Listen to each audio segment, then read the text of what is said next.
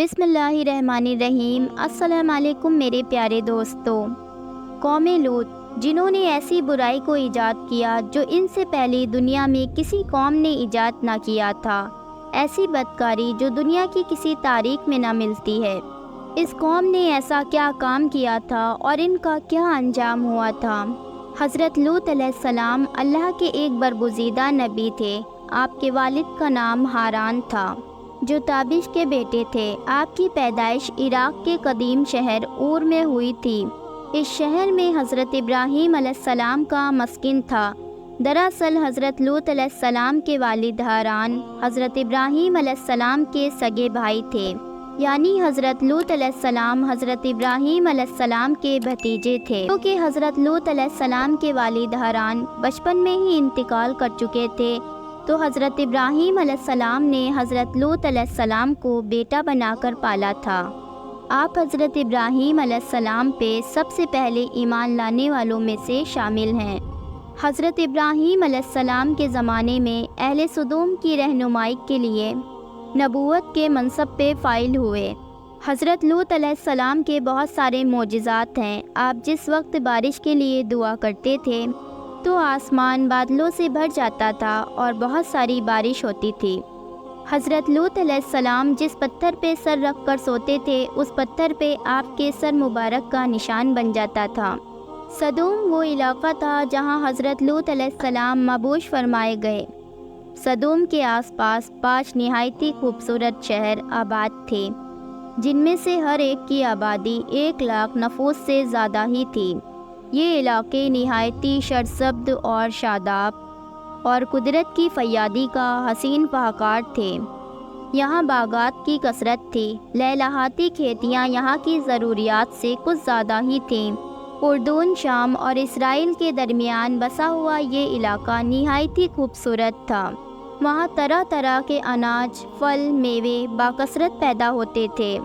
یہی وجہ تھی کہ آس پاس کی بستیوں کے لوگ بھی اپنی معاشی اور غذائی ضرورت کے لیے ان بستیوں کی طرف آتے تھے، مگر یہ بات اہل سدوم کے لوگوں کو بالکل بھی پسند نہ تھی۔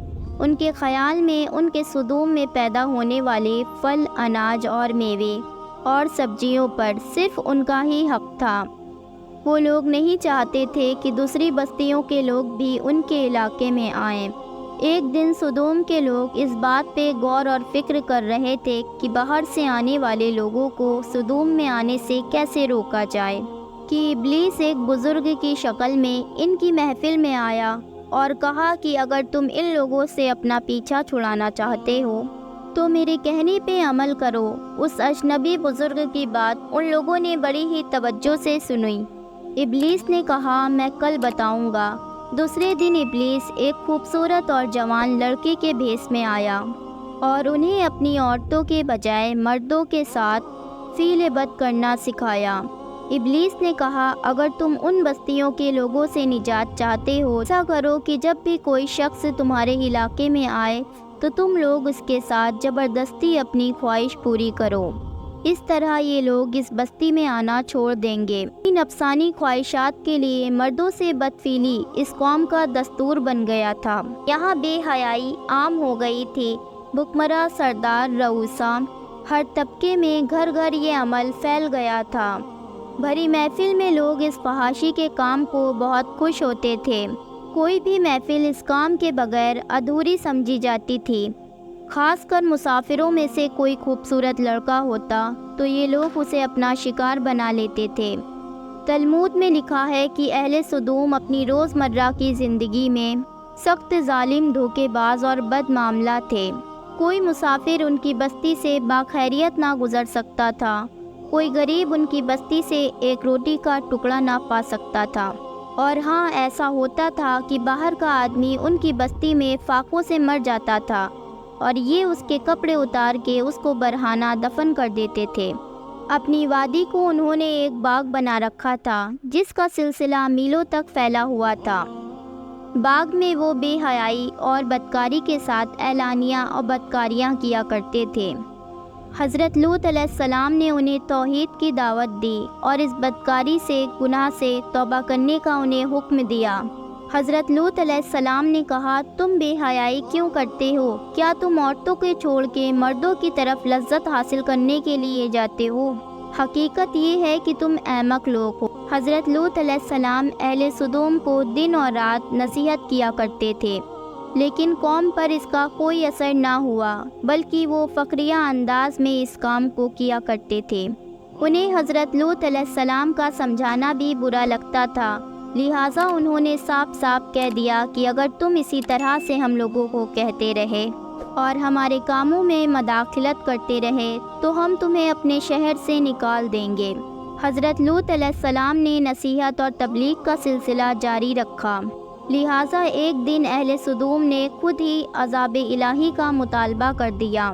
اللہ تعالیٰ نے اب تک ان کے بدترین فحاشی اور بدکاری کے باوجود ڈھیل دے رکھی تھی، لیکن انہوں نے جب ایک دن حضرت لوط علیہ السلام سے کہا اگر تم سچے ہو تو ہم پر عذاب لے آؤ، لہٰذا ان پہ عذاب الہی کا فیصلہ ہو گیا۔ اللہ نے اپنے خاص فرشتوں کو دنیا کی طرف روانہ کر دیا۔ یہ فرشتے دراصل حضرت جبرائیل، میکائیل اور حضرت اسرافیل علیہ السلام تھے۔ پھر یہ فرشتے حضرت لوط علیہ السلام کے گھر تشریف لے آئے۔ حضرت لوط علیہ السلام نے جب ان خوبصورت نوعمر لڑکوں کو دیکھا تو سخت گھبراہٹ اور پریشانی میں مبتلا ہو گئے۔ انہیں یہ خطرہ محسوس ہوا کہ اگر ان کے قوم کے لوگوں نے انہیں دیکھ لیا تو نہ جانے کیا سلوک کریں گے ان تینوں کے ساتھ۔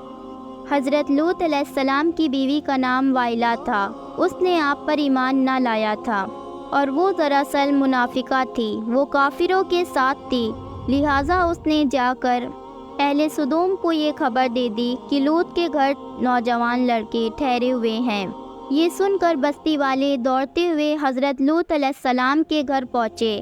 حضرت لوط نے کہا اے قوم، یہ جو میری قوم کی لڑکیاں ہیں یہ تمہارے لیے جائز اور پاک ہیں، اللہ سے ڈرو، میرے مہمانوں کے سامنے مجھے رسوا نہ کرو۔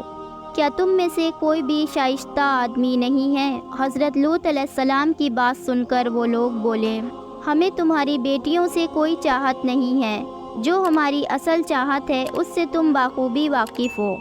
قوم لوط کے اس بے شرمانہ جواب سے اندازہ لگایا جا سکتا ہے کہ وہ فعل بد میں کس حد تک کے مبتلا ہو چکے تھے۔ جب حضرت لوط علیہ السلام کی قوم دوڑتی ہوئی ان کے گھر کے طرف آئی تب حضرت لوط نے گھر کے دروازے بند کر دیے اور ان نوجوانوں کو گھر کے ایک کمرے میں چھپا دیا۔ ان بدکار لوگوں نے آپ کے گھر کا گھیراؤ کیا ہوا تھا اور ان میں سے کچھ لوگ آپ کے گھر کی دیوار پہ چڑھنے کی بھی کوشش کر رہے تھے۔ حضرت لوط علیہ السلام اپنے مہمانوں کی عزت کے خیال سے بہت زیادہ گھبرائے ہوئے تھے۔ فرشتے یہ سب منظر دیکھ رہے تھے۔